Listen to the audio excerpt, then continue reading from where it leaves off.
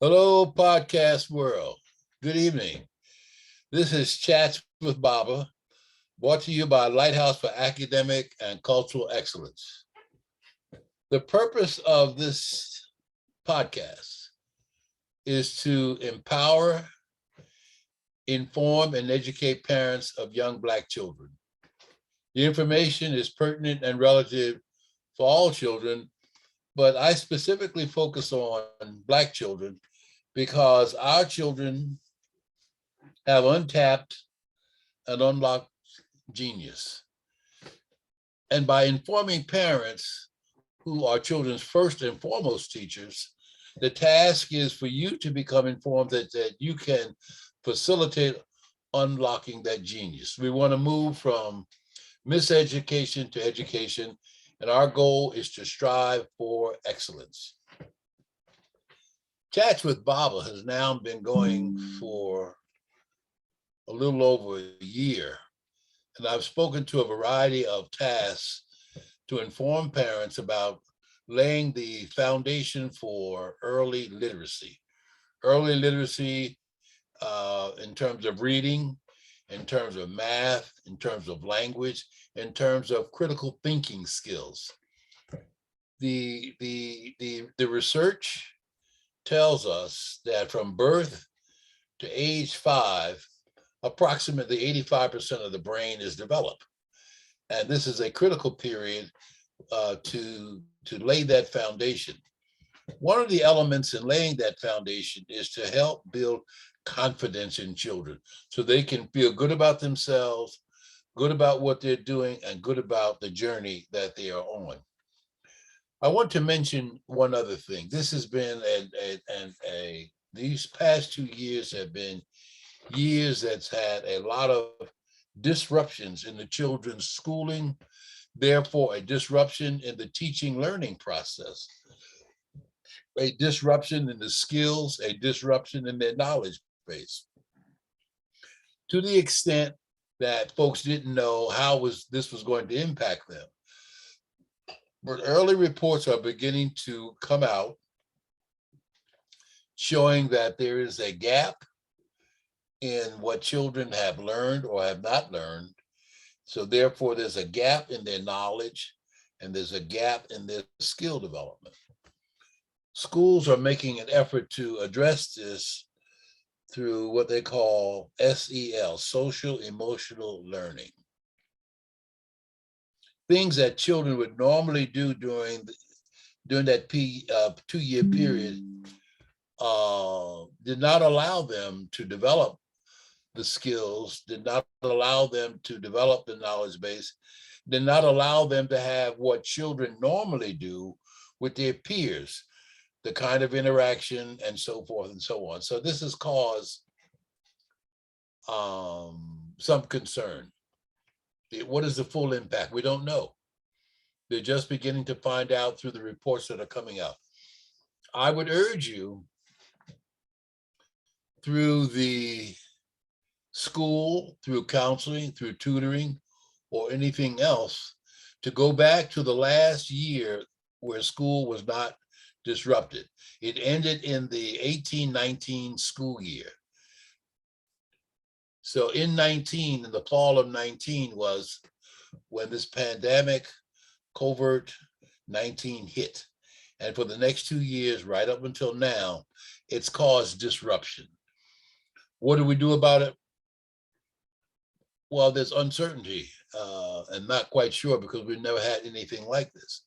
And it's been equal treatment for all. It didn't single out any particular group, but our children, often because of the lack of resources, seemingly get the worst end of it. So I suggest to you that you either contact the school relative to their last full year and share with the school your concerns as a parent or as a caretaker about the children's skill development and knowledge because of the 2-year disruption. For example, I've had former students, friends who are teachers, talking about some of the trauma that they're seeing in their children because it's this time of the year that they're doing testing. and they've not had the preparation for the testing. So they're experiencing anxiety, they're experiencing frustration, and so they act out. And this acting out can be attributed, for the most part, to this 2-year disruption. So I say this to bring this to your attention, not to cause alarm, but to say what can be done to look at the effect that it's having on the child. And there are a number of factors. And this two year gap is beginning to show up at a number of levels, not just young children. It's beginning to show up in the middle schools. It's beginning to show up in high school, and it's even beginning to show up where this class is going to college, because their knowledge and skill development has been impacted as well. Having said that, let me kind of move on a little bit to say what can be done. A lot has to do with your interaction with the child, previous interaction with the child. What has that been like? And where is your child or children now? As what is it that they are exhibiting? Do you see things in them that you've not seen before? Okay, and if you're not sure of how to of what this means, or what is attributable to, I would suggest that you talk to the counselor at the school, or in some cases, if the school has a social worker. A lot has to do with the child's level of maturity, and a lot has to do with the child's emotional stability and how they handle situations of this sort as they encounter them.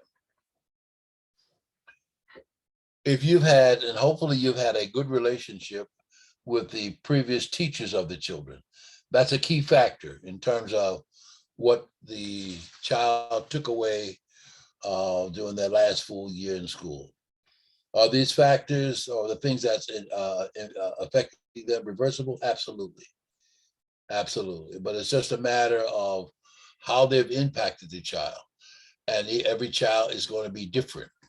So it would behoove you, again, if you're seeing things that are out of the child's normal behavior, then I think you have a responsibility to figure out with the counselor how to deal with it. And again, it's in the area of the social emotional development, and that varies from child to child. It varies in terms of where the children are in terms of their own maturity, but it is something that can be dealt with, and it is something that with assurance can assure the child that things are going to be okay. So I suggest that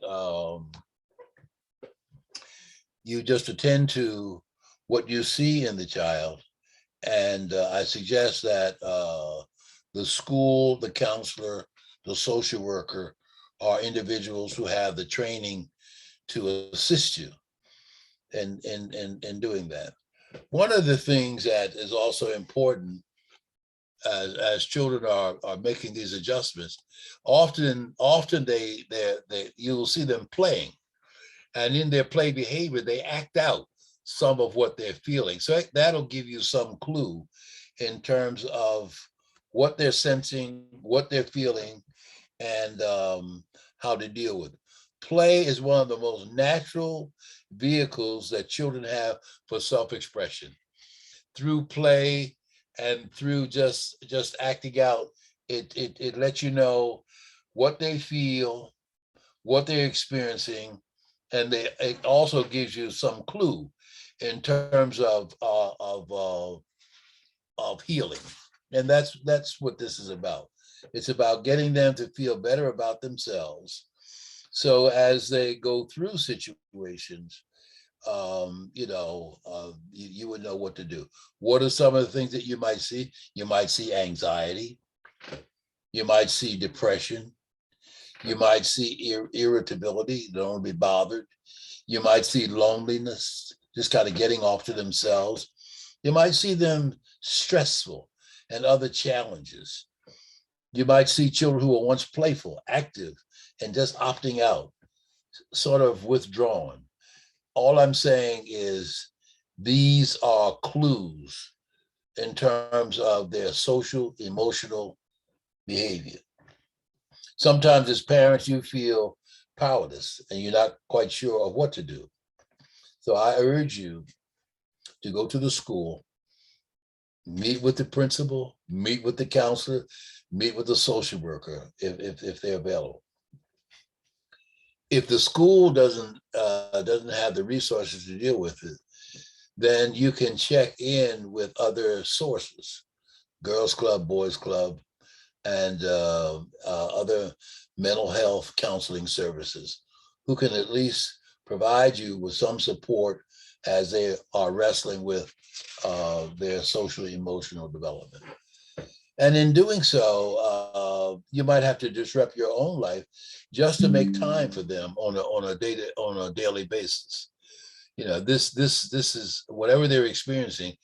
You have to deal with it. It's not just going to go away by itself. So you're making a time with them, 10 or 15 minutes, where you can engage with them and allow them this time to emote and share with you what they're feeling. And I would urge that you pay attention, to them. And so for this evening, let me just stay there for just a moment and assure you that these things that's impacting them, if dealt with, can go away. You just don't want them to sustain themselves over a long period of time. You want to be encouraging, you want to be supportive, and you want the children to know that you're giving them unconditional love. And so for tonight's evening, I wanted to get into confidence building, but I just let me leave you with those things relative to what's impacting, what could be impacting your child's academic performance, what could be impacting uh, areas that your children will manifest some gaps in what they learned or did not learn over this 2-year period, and take and to be proactive and pursue a course of action that will ensure that your children are okay, and that what you're doing is to reawakening the children's normal sense of playfulness. So with that, that'll be our chat for this evening. And I look forward to our continued talk on laying the foundation for children's striving to be excellence in their school performance. Have a good evening.